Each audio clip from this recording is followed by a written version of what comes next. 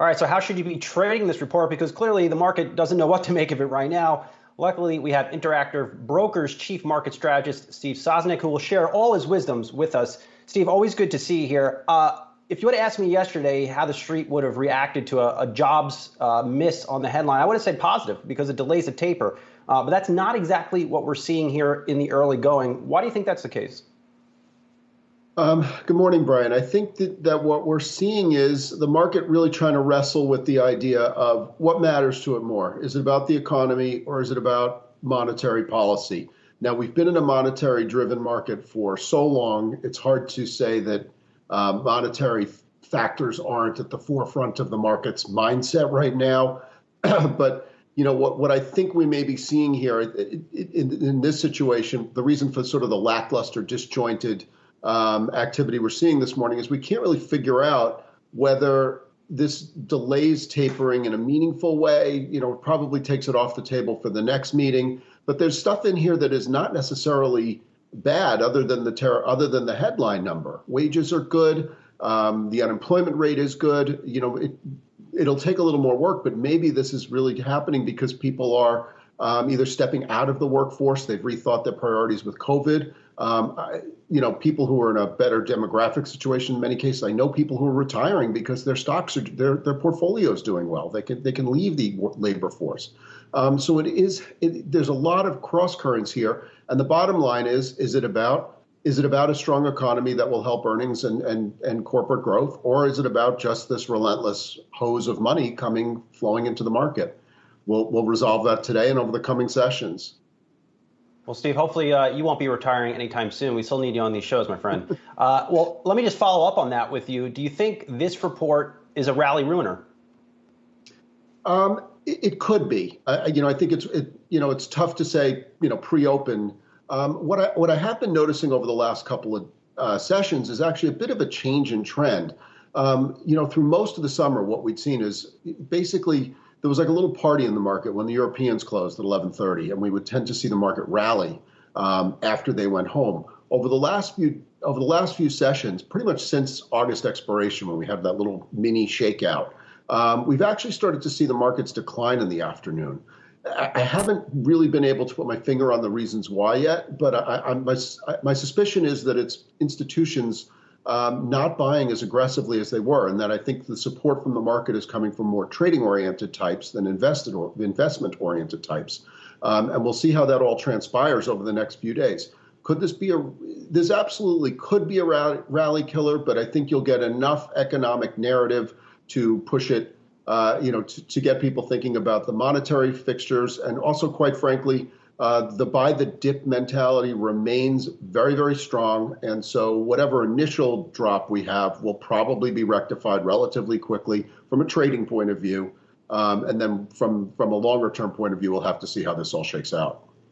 Steve, along the lines with what you were saying, I mean, this bull market has really laughed at any signs of worry or any signs of challenge here. We haven't had a 5% pullback since last October. So we talk about the fact that we might be due for one, but it doesn't seem like we've been able to get enough data that has been slowing here in order for investors to be a little bit more concerned about it. So I guess, what do you think it's going to take in order to maybe get that pullback that so many are saying that we have been due for now for quite some time?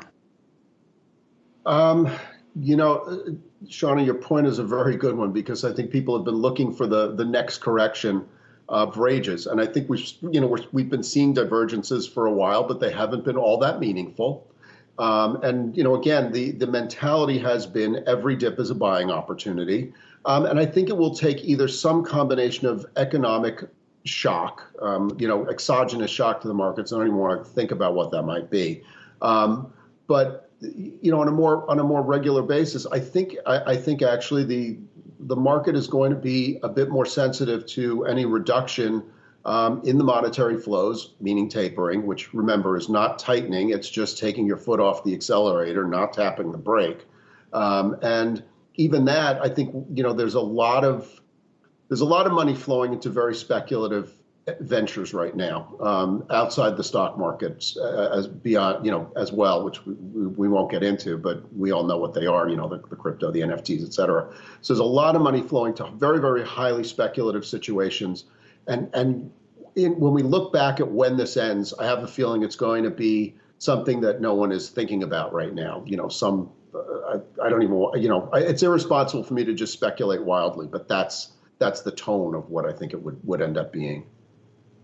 And Steve, glad you mentioned crypto assets. I'm looking at Bitcoin right now on the Yahoo Finance platform. It spiked a little bit moments after the jobs number came out, hanging out almost at $51,000 right now. If in fact this jobs report is a rally ruiner, and I'm on board with that, I see where you're coming from here. Is that good for crypto assets? Might we see an exit out of stocks and then another further push higher in crypto? I think the two aren't particularly related. I think that what we see in crypto is much more related to the easy money that's flowing around. I also think Bitcoin has become in many ways a barometer for risk on sentiment versus risk off sentiment. I think when we see sort of a risk on type of rally, we've been seeing Bitcoin move higher. I think it's not really a hedge for anything at this point. We've tried looking at it as a hedge versus inflation. It just really isn't, at least in its short life so far. I think what it's really telling you, the move up today is telling you that crypto investors see the monetary faucet still turned on, and that is good for speculative assets like crypto. Steve, what do you make of the recent action in the bond market? Because I know it's hard for a lot of investors to kind of wrap their heads around the action that we have seen. We certainly have not seen this breakout to the upside that maybe some people were expecting to see. So what do you think that's signaling to us at this point? I think, Shauna, it comes back to the same situation. The bond market you can really put a circular thought to the bond market. Because remember, the 10 years, it's not 10-year treasuries. It's not about credit. It's really just about inflationary expectations. And the Fed, on one hand, if they tighten, it actually reduces inflationary expectations, which then dampens the 10-year. On the other hand, if they loosen, it's not as, the economy can go stronger, and then you see the inflationary signs pick up. So the signals are topsy-turvy, and I think that's a big feature. It's really a bug, but it's a big. This is what's emblematic of when we've been driven by money flows rather than economic flows, because I think the signals from the bond market are very convoluted. And don't forget that there is someone out there buying $120 billion worth of bonds every month, which has a huge influence on liquidity and that market's ability to signal. Steve Sosnick, Interactive Brokers Chief Markets Strategist. Always good to see you. Enjoy your Labor Day weekend. Brian, Shauna, have a good one.